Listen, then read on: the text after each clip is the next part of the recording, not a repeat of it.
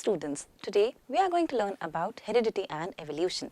देखो, हमने हमारे प्रीवियस चैप्टर्स में पढ़ा कि लाइफ प्रोसेसेस क्या होते हैं, फिर हमने ये देखा कि कंट्रोल और कोऑर्डिनेशन कैसे किया जाता है, और हमने ये देखा कि रिप्रोडक्शन किस तरीके से हो रहा है और ऑर्गेनिजम्स क्यों रिप्रोड्यूस कर रहे हैं. जब हमने रिप्रोडक्शन देखा तो हमने देखा कि चाहे वो सेक्सुअल मोड ऑफ रिप्रोडक्शन हो, चाहे वो एसेक्सुअल मोड ऑफ रिप्रोडक्शन हो, डीएनए कॉपिंग 100% एक्यूरेटली नहीं हो पा रही थी, जिसके कारण छोटे छोटे चेंजेस एक्यूमुलेट होते जा रहे थे, जिन चेंजेस को हम कह रहे थे एज वेरिएशंस. तो वो स्मॉल स्मॉल चेंजेस हर जनरेशन में आते जाते हैं और आते आते आते आते एक्यूमुलेट होते जाएंगे और इवेंचुअली ये चेंजेस इतने सारे हो जाएंगे कि ये स्पीशीज़ एकदम ऑल टुगेदर अलग बन जाएगी. तो ये जो छोटे छोटे वेरिएशंस बढ़ते जाएंगे, एक्यूमुलेट होते जाएंगे, स्पीशीज़ को ट्रांसफॉर्म करेंगे. इन चीज़ के कारण होगा एवोल्यूशन, यानी कि ये स्पीशीज़ अचानक से थोड़ी सी बदल जाएगी. तो यही है हमारा इस चैप्टर का सेकेंड हाफ जो है एवोल्यूशन. अब इस चैप्टर का जो फर्स्ट हाफ है हेरिडिटी, हेरिडिटी क्या कहता है? हेरिडिटी तो आपने सुना ही होगा कभी ना कभी कि मेरी फैमिली में तो शुगर की प्रॉब्लम हेरिडिटी है, या मेरा तो आई कलर इसीलिए ऐसा है क्योंकि तो हमारे यहाँ हेरिडिटी है, या मेरे तो कान इसलिए ऐसे हैं क्योंकि तो हमारे हेरिडिटी है. इसका क्या मतलब है कि ये कैरेक्टर्स हमारी जनरेशन में चले आ रहे हैं और हमने ये कैरेक्टर्स अपने पेरेंट्स से डायरेक्टली इनहेरिट करें. तो ये कैरेक्टर्स उनके अंदर थे, उनके पेरेंट्स के अंदर थे, उनके पेरेंट्स के अंदर थे, और वहाँ से ट्रांसफ़र होते होते होते होते हम तक पहुँचे. And there is no surprise कि हमसे होते होते आगे भी बढ़ेंगे. तो ये जो कैरेक्टर्स हैं या ये जो इनहेरिटेंस है राधा कि पेरेंट्स से लेकर ऑफस्प्रिंग तक किसी कैरेक्टर का इस तरह से ट्रांसफ़र होना, ये चीज़ कहलाती है हेरिडिटी. और एक साइंस है जिसका नाम है जेनेटिक्स. जेनेटिक्स वो साइंस है जो डील करता है विद इनहेरिटेंस एंड वेरिएशन. तो जेनेटिक्स इसी बात पे डील करता है कि कैसे कैरेक्टर इनहेरिट हो रहा है, क्या उसके अंदर कोई बदलाव हो रहा है या नहीं हो रहा. तो वो हेरिडिटी के कैरेक्टर्स को देखता है, प्लस वो ये देखता है कि इनमें क्या क्या वेरिएशंस आ गए. तो हेरिडिटी एंड वेरिएशन ये आता है जेनेटिक्स के अंदर. तो हमारा ये जो चैप्टर है ये बेसिकली एक ब्रॉडर साइंस का चैप्टर है. तो ये जेनेटिक्स का एक छोटा सा इंट्रोडक्शन है, और इसके बाद की सारी डिटेल्स जैसे जैसे आप क्लासेस में आगे बढ़ोगे आप डिटेल में देखोगे. Just in case if you take up biology you will learn about this genetics and heredity in your class 12 syllabus. तो यहाँ सिर्फ हमें एक इंसाइट दी गई है just to let us know कि एग्जैक्टली होता क्या है. तो this is for all you curious minds out there, इसीलिए हमें ये चैप्टर पढ़ाया जा रहा है. अब हम इसमें बात करें कि क्यों ऐसा हो रहा है. तो आप जानते हो कि भैया डीएनए कॉपिंग हो रही थी. जब डीएनए कॉपिंग हो रही थी तो 100% एक्यूरेटली नहीं हो रही थी, तो थोड़ा सा चेंज आया. दूसरे ऑर्गेनिज्म में भी डीएनए कॉपी हो रहा था, उसमें भी एक्यूरेटली नहीं हुआ, फिर थोड़ा सा चेंज आया. ये चेंज एक्यूमुलेट हुआ और एक्यूमुलेट होकर ये इस सेल में आ गया. तो इस तरीके से जब चेंजेस एक्यूमुलेट होते जाते हैं तो बनते हैं वेरिएशंस. कुछ वेरिएशंस अच्छे होंगे, कुछ वेरिएशंस बहुत हार्मफुल हो सकते हैं. तो जो अच्छे वेरिएशंस हैं वो ऑर्गेनिज्म की हेल्प करते हैं ताकि वो सरवाइव बेटरली कर सके. जैसे कि इमेजिन करो कि एक ग्रुप है, ठीक है, ग्रुप है बैक्टीरियाज का. ये बैक्टीरियाज को रहते आता है eight a temperature of 100 degree Celsius. तो ये एकदम 100 डिग्री टेम्परेचर में रहना जानते हैं. आराम से 100 डिग्री में रह लेते हैं, इन्हें कोई प्रॉब्लम नहीं होती. But all of a sudden कुछ ऐसा हो जाए कि वहाँ का टेम्परेचर सडनली ड्रॉप हो जाए, और ड्रॉप हो जाए तो वो टेम्परेचर ऑफ 20 डिग्री. तो ये लोग नहीं सर्वाइव कर पाएंगे क्योंकि इनकी बॉडी के enzymes are adapted to work at a temperature of 100 degree. 100 degree पे जो एंजाइम्स वर्क कर रहे थे वो एंजाइम्स 20 डिग्री पे एफिशिएंटली वर्क नहीं कर सकते. तो ऑर्गेनिज्म के सारे मेटाबॉलिक प्रोसेस स्टॉप होने लगेंगे और ये ऑर्गेनिज्म या ये बैक्टीरिया इवेंचुअली मर जाएंगे. तो अब क्या होगा? अगर ऐसा सडन चेंज आए तो ये पूरी स्पीशीज़ ख़त्म हो सकती है. बट ये स्पीशीज़ क्यों नहीं ख़त्म हो पाई? इसीलिए नहीं ख़त्म हो पाई क्योंकि हो सकता है किसी ना किसी के अंदर डीएनए कॉपिंग के टाइम एक ऐसा वेरिएशन आ गया हो कि उसकी बॉडी ज़्यादा वाइड रेंज ऑफ टेम्परेचर में जीना जान गई हो.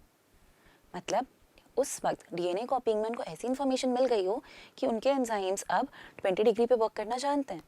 तो उस पूरी पॉपुलेशन में ऐसे 4-5 ऑर्गेनिजम्स भी होंगे, लाखों करोड़ों की पॉपुलेशन में 4-5 भी, तो भी वो स्पीशीज़ सर्वाइव कर जाएगी. और ये वाले ऑर्गेनिजम्स फिर रिप्रोड्यूस करके अपने लिए दूसरे ऑर्गेनिजम्स बना लेंगे. तो ये वेरिएशन किसी भी स्पीशीज़ के सर्वाइवल में बहुत काम आते हैं. ठीक है। तो ये हमें चीज़ ध्यान रखनी है कि वेरिएशन का इंपॉर्टेंस क्या है। वेरिएशन का इंपॉर्टेंस यही है कि ये स्पीशीज़ के सर्वाइवल में हेल्प करता है। वेरिएशंस के कारण ही स्पीशीज़ सर्वाइव कर पाती हैं जनरेशन आफ्टर जनरेशन, और किसी भी एडवर्स कंडीशन में भी अगर ऑर्गेनिज्म सर्वाइव करना चाहे तो ये वेरिएशंस उनके काम आते हैं। नेक्स्ट है हमारा इनहेरिटेड ट्रेट। देखो, इनहेरिटेड ट्रेट यानी जो कैरेक्टर्स आपको आपके पेरेंट्स से मिले एज इट इज़, जो आपने अपनी लाइफ में एक्वायर नहीं करे, अपने जीते जी अपने अंदर चेंज नहीं लाए, वो वाले कैरेक्टर्स कहलाते हैं एज इनहेरिटेड ट्रेट। जैसे कि आपके कान है, देखो मेरे कान एकदम फ्री हैं, यहाँ से चिपके हुए नहीं हैं। वहीं अगर आप लोगों ने आमिर खान को देखा है तो आपने देखा होगा उसके कान ऐसे चिपके हुए हैं। तो ये क्या है, ये एक ऐसा कैरेक्टर है जो मैंने मेरे पेरेंट्स से इनहेरिट करा है। मेरे पेरेंट्स के ये लोब्स भी फ्री हैं, इसलिए मेरे भी फ्री हैं। ऐसे ही टंग बाहर करके देखो, आप में से काफ़ी सारे लोग होंगे जो टंग को रोल कर पाते होंगे, पर मैं कितनी भी कोशिश कर लूँ मैं अपनी टंग रोल नहीं कर सकती। क्यों नहीं कर सकती? क्योंकि मेरे अंदर इस चीज़ की इन्फॉर्मेशन ही नहीं है, मुझे ये इन्फॉर्मेशन मेरे पेरेंट्स से मिली ही नहीं है। ऐसे ही यहाँ देखो आपकी हेयरलाइन पे, कुछ लोगों की हेयरलाइन एकदम फ्लैट होती है, कुछ लोगों की ऐसी प्रोमिनेंट वी शेप होती है। तो ये भी जो कैरेक्टर है ये भी हमें अपने पेरेंट्स से ही मिलता है। तो ये सारे कैरेक्टर्स जो हमें अपने पेरेंट्स से मिल रहे हैं या हम उनसे इनहेरिट कर रहे हैं, ऐसे कैरेक्टर्स को हम कहते हैं इनहेरिटेड ट्रेट्स। तो कुछ कैरेक्टर्स ऐसे होते हैं जो हमें अपने पेरेंट्स से मिले हैं, उन्हें हम इनहेरिटेड कहते हैं। और कुछ कैरेक्टर्स ऐसे होते हैं जो हम अपनी लाइफ में चेंज किए हैं। जैसे कि इमेजिन करो, अगर मैं जाऊँ मैं अपने बाल ब्लॉन्ड करा लूँ, चाहे मैं अपने बाल ब्लू करा लूँ, तो ये चेंज तो मेरे बालों का मैंने एक्सटर्नली करा है। डीएनए में तो कोई चेंज नहीं हो रहा, डीएनए में तो ऐसी कोई इन्फॉर्मेशन नहीं है कि बाल किस कलर के बनाने हैं। तो ये कैरेक्टर कभी भी पास ऑन नहीं होगा। ऐसे ही अगर हम लैब में एक माइस की पूंछ काटें, तो ये एक्सपेरिमेंट करके देखा हमने माइस की पूंछ काटी कंटिन्यूसली 7 जनरेशंस तक, उसके बाद भी हर बार उनके बच्चों की पूंछ आती थी। क्यों आती थी? क्योंकि डीएनए में तो इन्फॉर्मेशन है ना पूंछ बनाने की, वहाँ से थोड़ी ना गायब हुई है।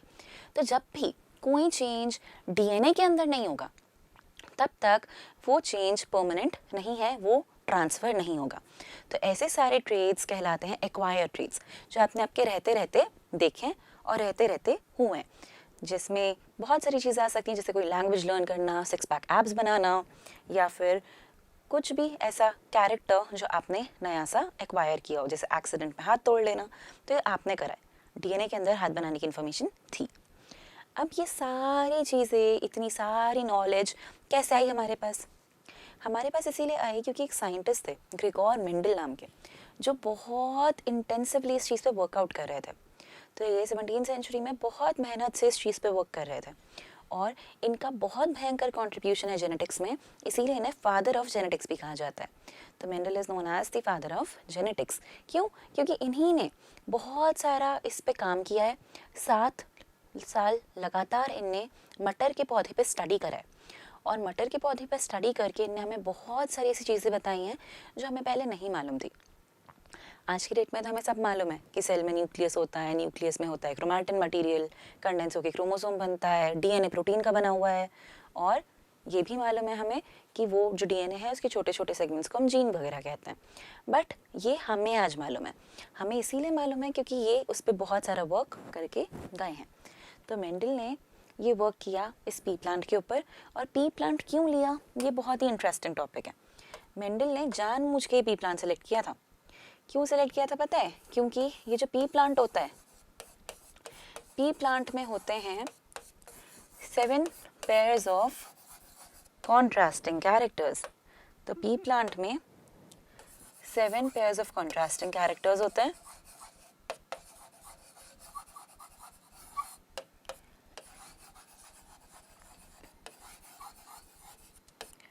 Seven pairs of contrasting characters मतलब बेटा, जब आप पी प्लांट को बाहर से देखोगे तो आपको उसके अंदर कुछ ऐसे ट्रेट्स दिखेंगे या कुछ ऐसे कैरेक्टर्स दिखेंगे जो आपको दिखेगा कि हाँ ये बहुत अलग है, ये बहुत अलग है।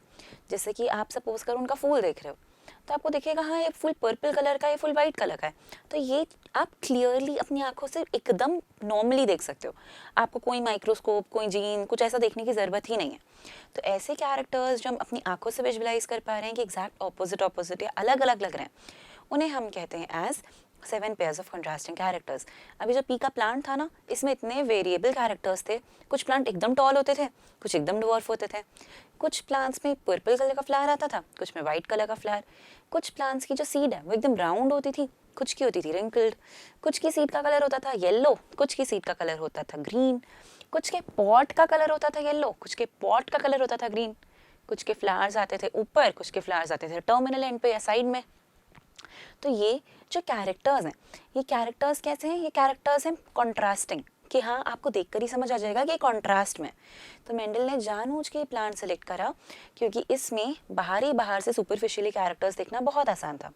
और उन कैरेक्टर्स को जब हम बाहर से ही देखते हैं तो हम बहुत आसानी से समझ पाते थे कि कौन सा कैरेक्टर नेक्स्ट जनरेशन में गया, कौन सा नहीं गया। इसीलिए मेंडल को ये प्लांट अच्छा लगा। दूसरा रीज़न मेंडल को ये प्लांट अच्छा लगने का ये था कि ये प्लांट क्रॉस पॉलिनेशन भी कर सकता था और सेल्फ पॉलिनेशन भी कर सकता था।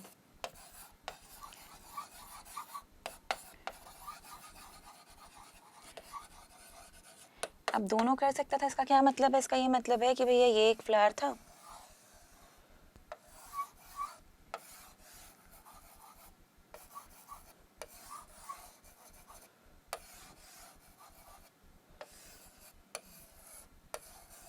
ठीक है, तो ये अपना पोलन अपने ही पिस्टल पे लैंड करवा सकता है, सेल्फ पॉलिनेशन करा लेगा।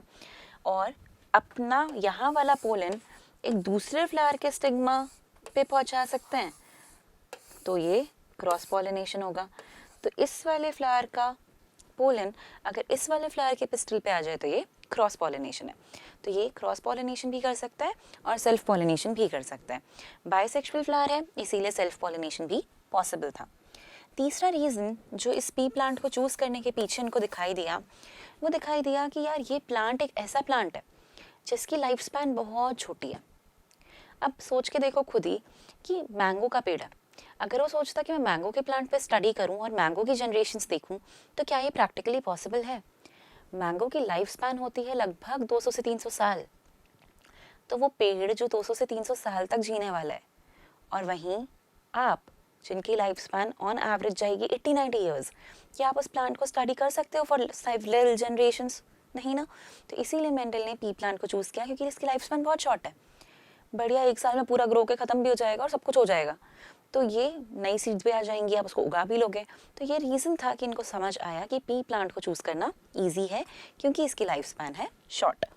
तो इसीलिए मेंडल ने पी प्लांट को चूज़ किया था। अब मेंडल ने पी प्लांट को चूज़ क्यों किया हमें ये पता है, और हमें अपनी पुरानी नॉलेज से ये भी पता है कि हर सेल के अंदर होता है न्यूक्लियस। जनरली यूकैरियोटिक सेल्स में ऐसा डबल मेम्ब्रेन बाउंड होता है जिसके अंदर प्रेजेंट होता है कुछ इस तरीके से क्रोमैटिन मटेरियल और कुछ डार्कली स्टेन्ड स्ट्रक्चर यानी न्यूक्लियोलस। तो ये हर एक सेल के अंदर मिलने वाले हमारे कंपोनेंट्स या पार्ट्स हैं। इसमें से बेटा ये जो क्रोमैटिन मटेरियल होता है, ये क्रोमैटिन मटेरियल आपको इसी फॉर्म में मिलता है जब तक सेल डिवाइडिंग वाली कंडीशन में नहीं है। तो क्रोमैटिन मटेरियल क्या होता है? क्रोमैटिन मटेरियल होता है कुछ प्रोटीन्स, और इन प्रोटीन्स के ऊपर डीएनए रैप्ड होता है। तो ये प्रोटीन्स के ऊपर डीएनए का रैप होना, इस तरीके से क्रोमैटिन मटेरियल बनता है। अब ये प्रोटीन्स के ऊपर डीएनए को क्यों रैप कर रखा है मैं आपको ये भी बता देती हूँ। वैसे तो इतना डिटेल में हमें जाने की ज़रूरत नहीं है, बट ये जो हमारा डीएनए है ना, ये एक नेगेटिवली चार्ज्ड मॉलिक्यूल है और ये हमारा डीएनए होता है बहुत लंबा। अगर आपने एक चुन्नी की लेंथ देखी है, एक दुपट्टा देखा है, तो वो होता है लगभग 2.25 मीटर का, और हमारा डीएनए भी होता है लगभग 2.2 मीटर लंबा। तो 2.2 मीटर लंबा पतला सा डीएनए, सेल इतना सा जो दिख भी नहीं रहा है। तो ये जो डीएनए है इसको प्रॉपरली अच्छे से रैप करना पड़ता है, और इस डीएनए को हम रैप कराते हैं इन प्रोटीन्स के अराउंड। तो ये पॉजिटिवली चार्ज प्रोटीन्स होते हैं, इन प्रोटीन्स को हम कहते हैं हिस्टोन प्रोटीन्स। इनके अराउंड डीएनए को अच्छे से रैप किया जाता है, और जब डीएनए इनके अराउंड रैप करता है तो ये इस तरीके से फिर क्रोमैटिन मटेरियल बनाता है। जब सेल को डिवाइड करना होता है उस टाइम पे यही क्रोमैटिन मटेरियल फर्दर कंडेंस होता है। कंडेंस होना मतलब वैसे ही जैसे कि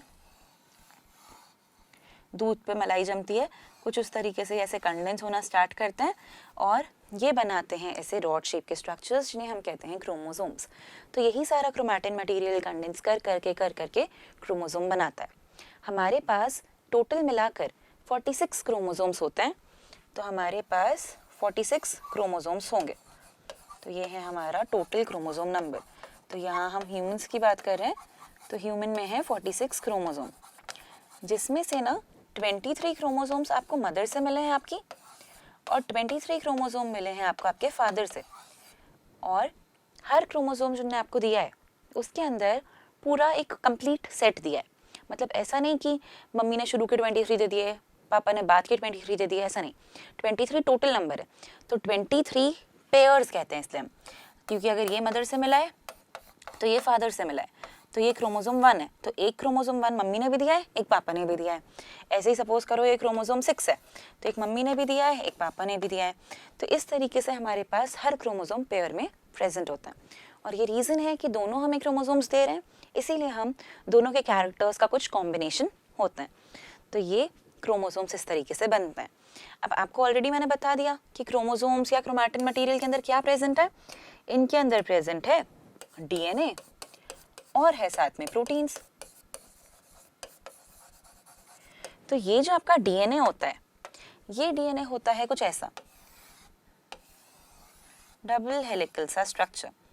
तो ये पूरा ऐसे, इसके अंदर बहुत सारे ऐसे डीएनए है और प्रोटीन्स हैं जो उस डीएनए को रैप करके रखने में हेल्प कर रहे हैं। तो पूरा क्रोमोसोम ऐसे डीएनए से बना हुआ है और प्रोटीन से भी। ये जो हमारा डीएनए है ना, डीएनए का काम होता है कि जेनेटिक मटेरियल की तरह सर्व कर रहा है। मतलब ये हमारे सारे कैरेक्टर्स की इन्फॉर्मेशन को अपने अंदर स्टोर करके बैठा है। तो हमारे सारे कैरेक्टर्स की इन्फॉर्मेशन इस डीएनए के अंदर प्रेजेंट है। अब सारे characters in the sense imagine करो, आईब्रो के शेप, आईब्रो का कलर, हेयर का टेक्सचर, हर एक कैरेक्टर के लिए डीएनए में इंफॉर्मेशन है। और हर एक कैरेक्टर की इंफॉर्मेशन डीएनए में लोकेटेड होती है ऐसे छोटे छोटे पोर्शंस में। तो डीएनए के ऐसे जो छोटे छोटे सेगमेंट्स होते हैं, इन छोटे छोटे सेगमेंट्स को हम कहते हैं जीन्स। और ये जीन रिस्पॉन्सिबल होती हैं हर एक कैरेक्टर के लिए। तो आप इमेजिन कर सकते हो, एक क्रोमोसोम पे बहुत सारी जीन्स होती हैं, क्योंकि हर जीन एक एक कैरेक्टर के लिए रिस्पॉन्सिबल है। तो 1 जीन 1 कैरेक्टर। तो एक जीन एक कैरेक्टर के लिए जब रिस्पॉन्सिबल होती है, तो ऐसी आपके पास होती हैं मल्टीपल जीन्स। तो हमारे पास एक क्रोमोसोम में न जाने ऐसी कितनी सारी जीन्स होंगी जो एक एक एक एक एक एक एक एक एक एक कैरेक्टर के लिए रिस्पॉन्सिबल है। तो जीन को हम कहते हैं फंक्शनल यूनिट ऑफ डीएनए, क्योंकि पूरे डीएनए में काम की इन्फॉर्मेशन नहीं है। डीएनए में कुछ बकवासी इन्फॉर्मेशन भी है जो प्रोटीन्स बनाने का या कैरेक्टर्स के लिए रिस्पॉन्सिबल नहीं है। बट डीएनए का वो सेगमेंट जिसके पास वाकई इन्फॉर्मेशन है कि प्रोटीन्स किस तरीके से बनाना है या वो कैरेक्टर कैसा दिखेगा, उस चीज़ के लिए जो रिस्पॉन्सिबल सेगमेंट है डीएनए का, उसे हम कहते हैं जीन। अब मेंडल के टाइम बेटा इसको जीन नहीं कहते थे। मेंडल के टाइम इस चीज़ को कि डीएनए का कुछ फंक्शनल सेगमेंट होता है, इसको जीन टर्म नहीं दिया गया था। मेंडल ने कहा था कि यहाँ पर होते हैं कुछ फैक्टर्स। तो मेंडल को एग्जैक्टली तो नहीं पता था कि क्या चीज़ है, बट मेंडल ने बता दिया था कि हाँ, क्रोमोसोम के अंदर कुछ ऐसा फंक्शनल सेगमेंट है जो डीएनए का हिस्सा है, जिसको हम फैक्टर्स कहते थे। तो मेंडल के ज़माने में इनको फैक्टर्स कहा जाता था। आज के ज़माने में हम इन्हें कहते हैं जीन्स। तो ये चीज़ आई होप क्लियर है कि न्यूक्लियस में क्रोमैटिन मटेरियल था जो बना है डीएनए और प्रोटीन का। जब सेल को डिवाइड करना होता है तो ये क्रोमैटिन मटेरियल क्रोमोसोम का शेप ले लेता है। क्रोमोसोम के अंदर जो डीएनए है, उस डीएनए के छोटे छोटे फंक्शनल सेगमेंट्स को हम फैक्टर्स या जीन्स कहते हैं।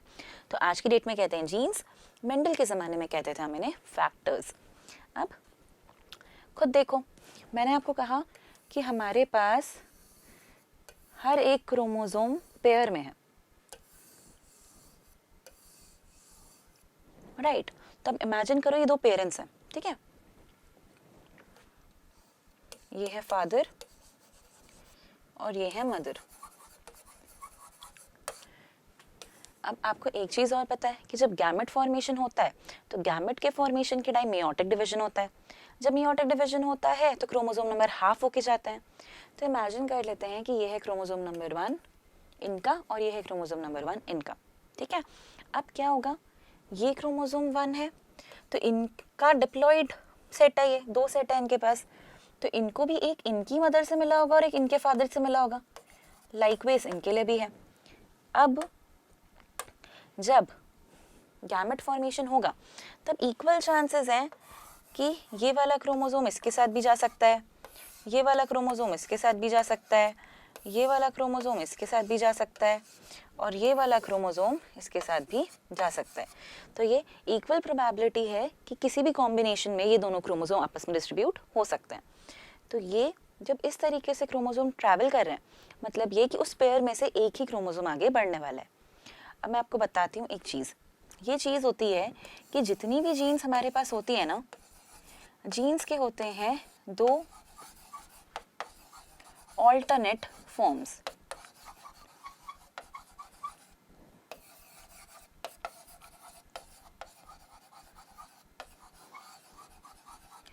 और ये जो ऑल्टरनेट फॉर्म्स होते हैं सेम जीन्स के, इनको हम कहते हैं एज एलील्स।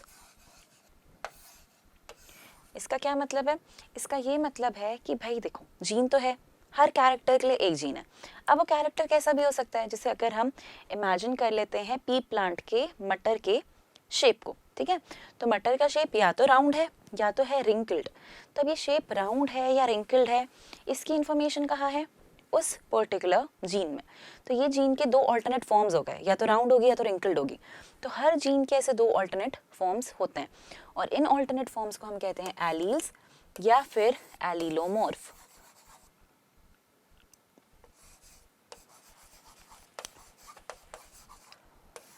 ठीक है, तो इन्हें हम कहते हैं एलील या एलीलोमॉर्फ। आपके पास कौन सा एलील आया, मदर ने आपको कौन सा दिया, फादर ने आपको कौन सा दिया, उस पर डिटरमाइन करेगा कि आपका वो कैरेक्टर कैसा बनेगा। अगर मटर के पौधे को एक ने दिया कि चलो राउंड बनाओ, दूसरे ने भी दे दिया वो क्रोमोसोम जिसमें राउंड बनाने की इंफॉर्मेशन थी, तो ऑब्वियस सी बात है कि वो राउंड ही बनेगा, क्योंकि दोनों एलील्स उसको कह रही हैं राउंड बनाना है। बट अगर उसको एक ने बोला रिंकल्ड बनाओ, दूसरे ने बोला रिंकल्ड बनाओ, तो वो बनेगा रिंकल्ड, क्योंकि दोनों ने उसे वैसी इन्फॉर्मेशन दी है। तो कौन सी इन्फॉर्मेशन आ रही है उस पर डिपेंड करता है कि कौन सा कैरेक्टर एक्सप्रेस होगा। तो हर जीन के ऐसे ऑल्टरनेट फॉर्म्स होते हैं, एक फॉर्म मदर से मिल रहा है, एक फॉर्म फादर से मिल रहा है, जिसके बेसिस पे वो ऑर्गेनिज्म का वो कैरेक्टर कैसा होगा वो डिसाइड होता है। तो alternate form of the same gene को हम कहते हैं एलील। अब एक चीज़ और पता चली हमें यहाँ से, ये पता चली कि भाई ज़रूरी नहीं है ना कि दोनों आपको सेम टाइप का एलील दें। जैसे ज़रूरी नहीं है कि दोनों आपको बोलें कि हाँ चलो राउंड बनाओ। हो सकता है एक ने आपको क्रोमोसोम में राउंड बनाने की इन्फॉर्मेशन दी है, दूसरे ने जो आपको क्रोमोसोम दिया है उसमें इन्फॉर्मेशन है कि सीड रिंकल्ड बनेगी। तो ये अगर सेम क्रोमोसोम है, सपोज कर लेते हैं क्रोमोसोम नंबर 1 या क्रोमोसोम नंबर XYZ जो भी, तो उसके हिसाब से दोनों ने आपको क्रोमोसोम दे दिया। अब ये क्रोमोसोम का पेयर है, इन्फॉर्मेशन इन दोनों को मिला के बनने वाली है। एक बोल रहा है राउंड बनाओ, एक बोल रहा है रिंकल्ड बनाओ। इस कंडीशन में क्या होता है, जब दोनों अलग अलग होते हैं तो कोई एक ऐसा होता है जो हमेशा खुद को एक्सप्रेस कर पाता है, जो अपना दबदबा चला पाता है, जो डोमिनेट कर पाता है, जो अपनी मनमर्जी चला पाए, हमेशा खुद को एक्सप्रेस कर पाए और दूसरे की एक्टिविटी को दबा दे। उस वाले एलील को हम कहते हैं एज द डोमिनेंट एलील। तो यहाँ पर जब राउंड और रिंकल्ड दो एलील्स होते हैं तो ऐसा मेंडल ने देखा कि जो राउंड वाला एलील है वो हमेशा खुद को एक्सप्रेस करता है और रिंकल्ड को अपनी एक्टिविटी करने नहीं देता। वैसे क्या होना चाहिए था, राउंड और रिंकल्ड के बीच की कुछ सीड बन जानी थी, बट ऐसा नहीं होता। दो एलील अगर अलग अलग टाइप के साथ में आए, मतलब डिसिमिलर एलील्स अगर साथ में है, तो उस डिसिमिलर पेयर में से एक एलील हमेशा खुद को एक्सप्रेस करेगा, डोमिनेट करेगा ओवर दी अदर, और दूसरा खुद को एक्सप्रेस नहीं कर पाएगा। So this is how it works. एक हमेशा खुद को एक्सप्रेस करता है, दूसरा उसके कारण दब जाता है। तो जो एक्सप्रेस करता है वो कहलाता है डोमिनेंट एलील, और जो बेचारा दब जाता है, जो जिसकी एक्टिविटी को ये हाइड कर देता है या मास्क कर देता है, वो वाला कहलाता है एज रिसेसिव एलील। अब मेंडल ने पता है क्या बोला, मेंडल ने कहा कि मैं कन्फ्यूजन्स क्रिएट नहीं करना चाहता हूँ, मैं चाहता हूँ प्रोसेस सिंपल रहे और मेरे जाने के बाद भी लोग उसको आसानी से पढ़ पाएँ। तो कम कन्फ्यूजन क्रिएट करते हुए मेंडल ने कहा कि मैंने हर एक कैरेक्टर के लिए एक एक अल्फ़ाबेट डिसाइड कर लिया है। तो जैसे कि सीड के शेप की जब बात हुई तो उसने कहा मैंने सीड के शेप के लिए एक अल्फ़ाबेट डिसाइड करा है और मैं वो अल्फ़ाबेट ले रहा हूँ एज कैपिटल आर, ठीक है, मतलब आर बेसिकली। तो इसने कहा कि मैं सीट के शेप के लिए आर ले रहा हूँ, जो भी कैरेक्टर डोमिनेंट होगा उसको मैं अपर केस में बोलूँगा, ये ले लें, मतलब वो ये कैपिटल में लिखेगा उसके लिए, और जो रिसेसिव कैरेक्टर होगा उसको सेम अल्फ़ाबेट के लोअर केस में यानी कि स्मॉल में मैं एक्सप्रेस करूँगा या डिनोट करूँगा। तो मैं बिल्कुल कंफ्यूजन नहीं रखूँगा, मैं एक को आर एक को डब्ल्यू नहीं लिखूँगा, मैं एक को कैपिटल एक को स्मॉल लिखूँगा। तो यहाँ से उन्होंने कहा कि भैया डोमिनेंट के लिए कैपिटल वाला लेना है और रिसेसिव के लिए उसका स्मॉल वाला लेना है। तो मतलब अगर दोनों पेरेंट्स आपको राउंड वाला एलील दे रहे हैं तो आप उसको लिखोगे एज कैपिटल आर, एक से कैपिटल आर एक से स्मॉल आर मिलेगा। इसका ये मतलब है कि एक ने राउंड बनाने की इन्फॉर्मेशन दी थी पर दूसरे ने दी थी रिंकल्ड बनाने की, बट इस कंडीशन में सीड बनेगी राउंड क्योंकि ये वाला डोमिनेट कर जाएगा, इसको एक्सप्रेस होने नहीं देगा, तो ये छुप जाएगा, सिर्फ ये एक्सप्रेस करेगा। और तीसरे में जब आपको दोनों स्मॉल वाले आर मिल रहे हैं तब बनेगी सीड रिंकल्ड क्योंकि दोनों ने आपको वही इन्फॉर्मेशन दी है। तो इस तरीके से होते हैं हमारे डोमिनेंट और रिसेसिव एलील। डोमिनेंट एलील वो है जो हर कंडीशन में खुद को एक्सप्रेस कर रहा है नो मैटर व्हाट, भले ही पेयर में प्रेजेंट हो या इंडिविजुअली सिंगल प्रेजेंट हो। रिसेसिव एलील वो है जो खुद को तभी एक्सप्रेस कर पा रहा है when it is present in a pair. तो रिसेसिव एलील को एक्सप्रेस करने के लिए अपने पेयर की ज़रूरत पड़ती है। अब ये जो चीज़ हमने कही ना कि पेयर की ज़रूरत पड़ती है या एलील कैसे हैं, ऐसे हैं, ऐसे हैं या ऐसे हैं, ये चीज़ बताती है उसका जीनोटाइप कि अंदर से उसकी जीन्स किस टाइप की हैं। तो अंदर से उसकी जीन में क्या इन्फॉर्मेशन है, मतलब उसके एलील किस तरीके के हैं, उसको हम कहते हैं ऑर्गेनिज्म का जीनोटाइप। तो जीनोटाइप होता है उसका जेनेटिक कॉम्पोजिशन कि वो अंदर से देखने में कैसा है, वहीं बाहर से देखने में कैसा होगा। बाहर से देखने में होगा भैया या तो राउंड या तो रिंकल्ड। तो एक्सटर्नल अपीयरेंस जो होता है कि एक्सटर्नली कैसा दिख रहा है,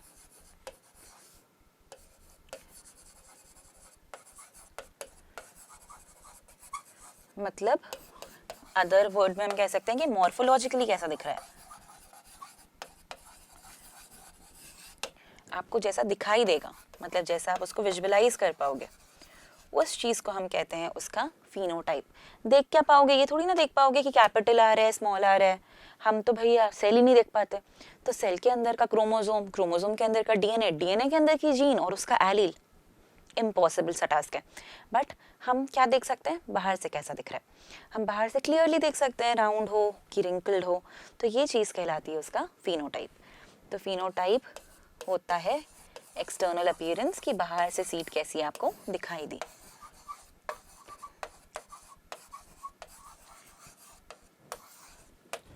करेक्ट, तो ये हो जाता है उसका फिनोटाइप। अब मेंडल ने क्या किया था कि मेंडल ने कहा था कि हमें प्योर लाइन प्लांट्स लेने।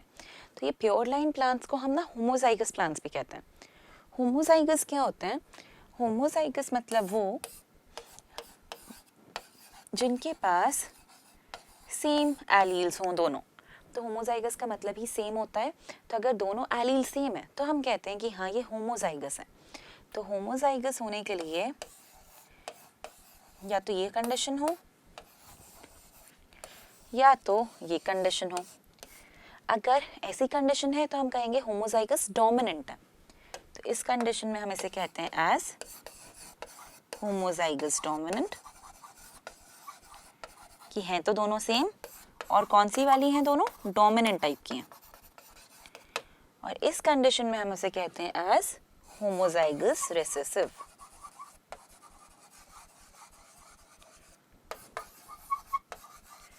क्योंकि दोनों एलील सेम आ रही हैं बट किस टाइप की आ रही हैं, रिसेसिव टाइप की।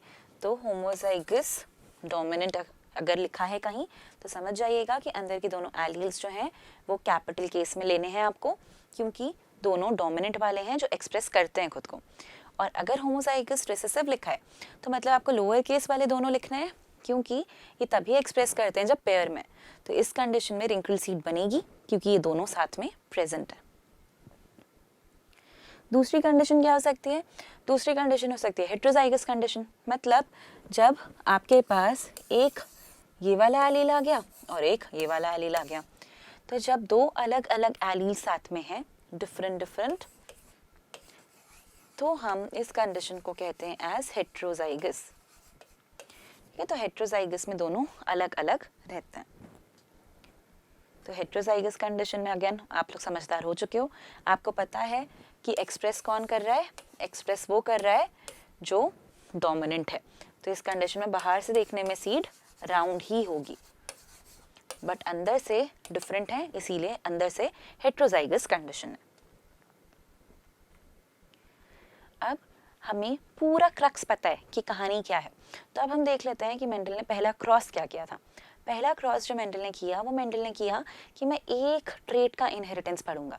तो इस चीज़ को हम कहते हैं as inheritance of a trait या इनहेरिटेंस ऑफ वन ट्रेट। तो जब मेंडल ने बात करी कि मैं एक सिंगल कैरेक्टर कैसे ट्रांसफर होता है ये जानना चाहता हूँ, तब मेंडल ने लिए दो प्लांट्स और ये जो दो प्लांट्स मेंडल ने लिए, ये मेंडल ने लिए एज प्योर होमोजाइगस प्लांट्स। तो मेंडल को प्योर होमोजाइगस प्लांट्स चाहिए बेटा, ठीक है। तो हम वही एग्जाम्पल ले लेते हैं जो हमारी बुक में दिया है। तो हमारी बुक में जो एग्जाम्पल लिया हुआ है वो है कि मेंडल ने लिया था एक टॉल प्लांट और मेंडल ने लिया था एक ड्वार्फ प्लांट। तो ये हो गए हमारे पेरेंट्स, और इनके बीच में उसने कराया क्रॉस। क्रॉस कराया मतलब क्या? ब्रीडिंग कराई, मतलब पोलन और पिस्टल का इंटरेक्शन होने दिया और उनको रिप्रोड्यूस करने दिया। इसी चीज़ को हम ये क्रॉस कह रहे हैं। तो जब इसने ऐसा करा तो क्योंकि इनने कहा कि भैया होमोजाइगस लिया था, तो टॉल के लिए हो जाएगा कैपिटल टी, ड्वार्फ के लिए हो जाएगा स्मॉल टी। तो इस तरीके के मेंडल ने प्लांट्स लिए। अब इसके बाद क्या होगा? रिप्रोड्यूस कराना है तो मतलब गैमेट्स देखने पड़ेंगे हमें। आप जानते हो गैमेट फॉर्मेशन कैसे होता है?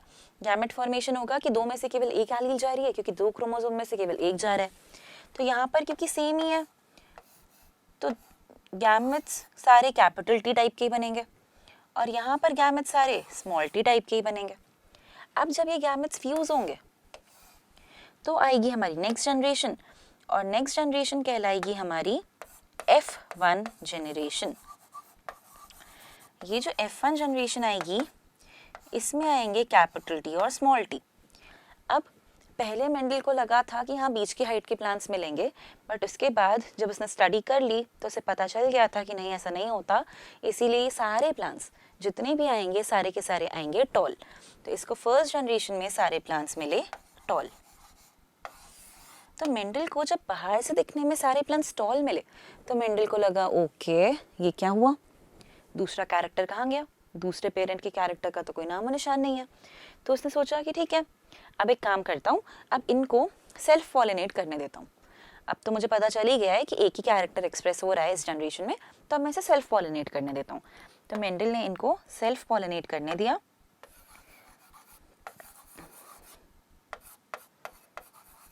तो इसको हम कहते हैं ऑन सेल्फिंग या ऑन सेल्फ क्रॉस या ऑन सेल्फ पॉलिनेशन। तो इस कंडीशन में क्या होगा? Capital T small T into capital T small T, हमने टॉल प्लांट्स को क्या करने दिया? पॉलिनेट करने दिया। तो जब ये पॉलिनेट करेंगे तो इनके भी गैमेट्स बनेंगे। अब बेटा देखो जब इनके गैमेट्स बनेंगे ना तो गैमेट्स बनेंगे थोड़े डिफरेंट टाइप के। क्यों? क्योंकि कुछ गैमेट के पास कैपिटल टी जा रहा है, कुछ गैमेट्स के पास स्मॉल टी जा रहा है। ऐसे ही इसमें भी आधे गैमेट्स के पास कैपिटल टी जा सकता है, आधे गैमेट्स के पास स्मॉल टी जा सकता है।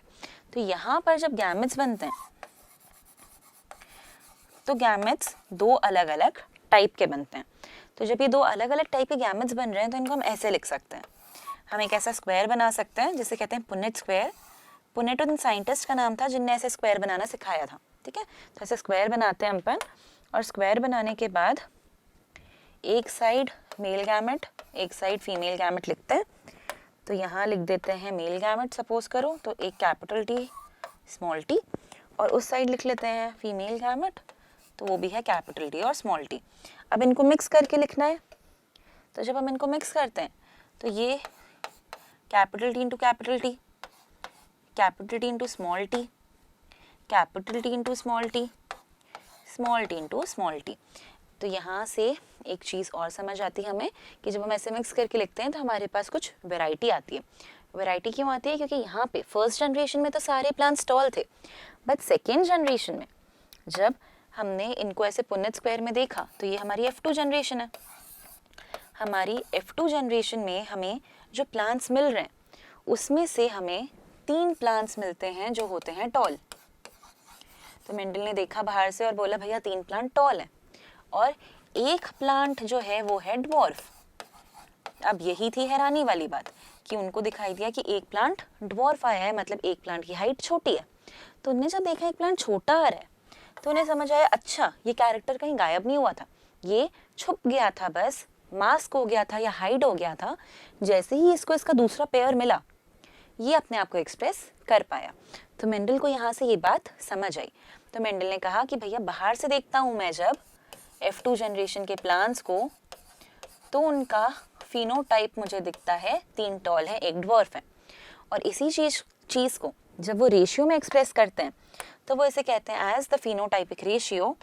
और फिनोटाइप का रेशियो फिर हो जाता है 3:1 कि 4 में से 3 टॉल है, ये भी टॉल है, ये भी टॉल है और ये भी टॉल है, और 4 में से 1 है केवल जो है ड्वार्फ। तो मेंडल को ये चीज़ यहाँ से समझ आई कि भाई जब भी आप इसको देखोगे तो आपको ये चीज़ समझ आएगी कि 3 प्लांट्स टॉल आते हैं F2 के और एक प्लांट है जो आता है हाइट में छोटा यानी कि ड्वार्फ। तो ये मेंडल का था मोनोहाइब्रिड क्रॉस। मोनोहाइब्रिड क्रॉस करने के बाद मेंडल ने जैसे फिनोटाइप रेशियो बताया बेटा वैसे ही जीनोटाइप रेशियो भी बताया। तो जीनोटाइप रेशियो क्या है? देखो खुद ही स्मार्ट हो गए हो, अब तो खुद ही समझ गए होगे कि कैपिटल टी कितने हैं ये देखना है, फिर ये देखना है कि कैपिटल टी और स्मॉल टी कितने हैं, और फिर ये देखना है कि स्मॉल टी और स्मॉल टी कितने हैं। तो जब हम ये देख रहे हैं तो हमें पता चल रहा है कि कैपिटल टी स्मॉल टी है 1, स्मॉल टी कैपिटल टी है 2 और स्मॉल टी है 1। तो मतलब ये वाला जो रेशियो आ रहा है जीनोटाइप का रेशियो वो आ रहा है 1:2:1। तो 1:2:1 क्या है? ये है जीनोटाइप रेशियो। तो जीनोटाइप रेशियो होता है 1:2:1। तो 1:2:1 है जीनोटाइप रेशियो। तो ये था जो हमें मेंडल ने बताया कि अंदर से जीन्स कैसी दिख रही हैं। तो जब रेशियोज़ की हम बात कर रहे हैं तो हम बात कर रहे हैं फिनोटाइप और जीनोटाइप रेशियो की। ये है हमारे F2 जनरेशन के रेशियोज़। तो ये है हमारा F2 जनरेशन मोनोहाइब्रिड क्रॉस के लिए, मतलब जब एक सिंगल कैरेक्टर अलग होना चाहिए केवल तब, ठीक है। तो सिंगल कैरेक्टर अलग माना मतलब बाकी सारे कैरेक्टर सेम माने होंगे, ठीक है, ये ध्यान रखना। मतलब अगर हाइट की बात करें तो केवल हाइट अलग होनी चाहिए, बाकी सब सेम होना चाहिए। सीट के कलर से लेकर सीट के शेप तक सारे कैरेक्टर्स बाकी सेम रखने हैं, सिर्फ एक ही कैरेक्टर में इनको अलग होना चाहिए।